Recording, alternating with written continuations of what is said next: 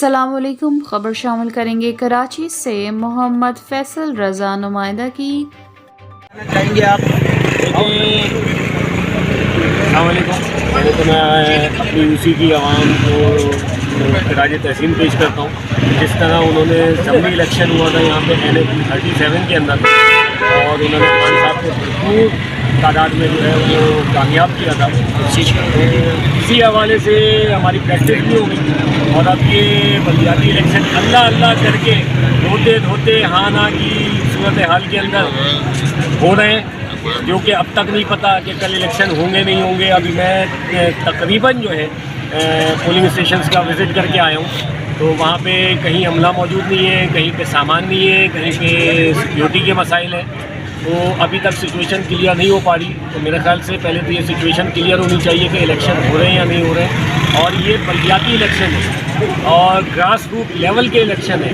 دیکھیں، آپ اپنے علاقے کے یوسی کے جو مسائل ہوتے ہیں، علاقے کے مسائل ہوتے ہیں، وہ ڈائریکٹ MNA MP کے پاس نہیں لے کے جا سکتے۔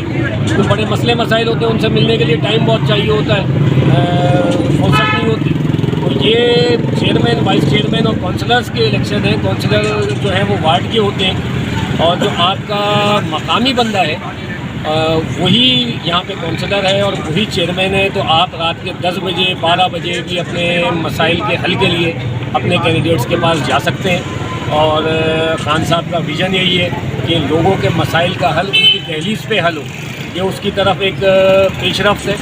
اور جس طرح پچھلے بلدیاتی الیکشن تھے جس میں رویا جاتا تھا کہ ہمیں فنڈز نہیں ملتے، چیزیں نہیں ملتی، تو میرے خیال سے غلط بات ہے۔